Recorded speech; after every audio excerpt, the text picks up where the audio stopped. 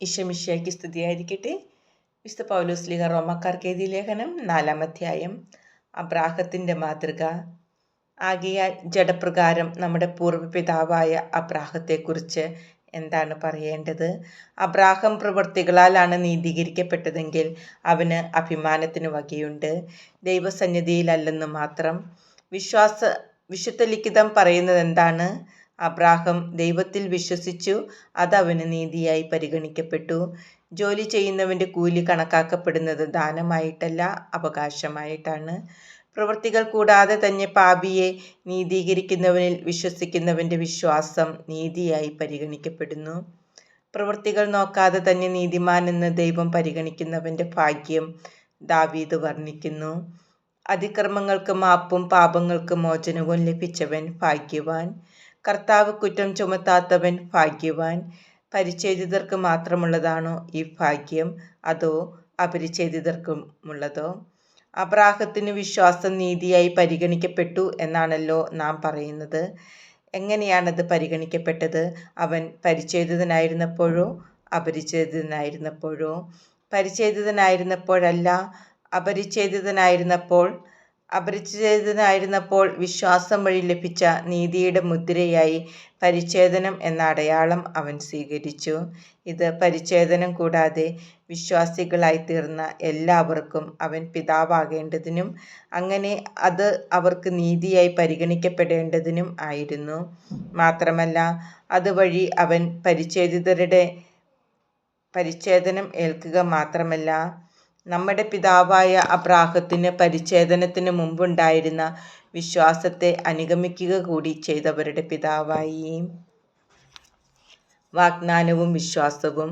ലോകത്തിൻ്റെ അവകാശിയാകുമെന്ന വാഗ്ദാനം അബ്രാഹത്തിനോ അവൻ്റെ സന്തതിക്കോ ലഭിച്ചത് നിയമത്തിലൂടെയല്ല, വിശ്വാസത്തിൻ്റെ നീതിയിലൂടെയാണ്. നിയമത്തെ ആശ്രയിക്കുന്നവർക്കാണ് അവകാശമെങ്കിൽ വിശ്വാസം നിരർത്ഥകവും വാഗ്ദാനം നിഷ്ഫലവുമായിത്തീരും. എന്തെന്നാൽ നിയമം ക്രോധത്തിന് ഹേതുവാണ്. നിയമമില്ലാത്തിടത്ത് ലംഘനമില്ല.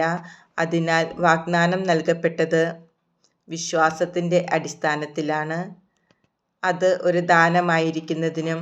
അങ്ങനെ അബ്രാഹത്തിൻ്റെ എല്ലാ സന്തതിക്കും, നിയമം ലഭിച്ച സന്തതിക്ക് മാത്രമല്ല, അബ്രാഹത്തിൻ്റെ വിശ്വാസത്തിൽ പങ്കുചേരുന്ന സന്തതിക്കും ലഭിക്കുമെന്ന് ഉറപ്പുണ്ടായിരിക്കുന്നതിനും വേണ്ടിയാണ്. അവൻ നമ്മളെല്ലാവരുടെയും പിതാവാണ്.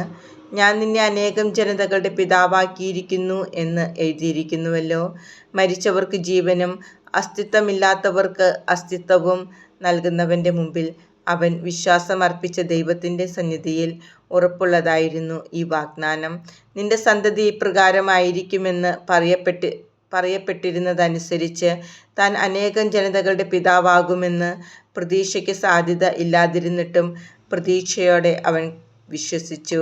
100 വയസ്സായ തൻ്റെ ശരീരം മൃതപ്രായമായിരിക്കുന്നെന്നും സാറായുടെ ഉദരം വന്ധ്യമാണെന്നും അറിയാമായിരുന്നിട്ടും അവൻ്റെ വിശ്വാസം ദുർബലമായില്ല. വിശ്വാസമില്ലാത്തവനെ പോലെ ദൈവത്തിൻ്റെ വാഗ്ദാനത്തിനെതിരായി അവൻ ചിന്തിച്ചില്ല. മറിച്ച് ദൈവത്തെ മഹത്വപ്പെടുത്തിക്കൊണ്ട് അവൻ വിശ്വാസത്താൽ ശക്തി പ്രാപിച്ചു.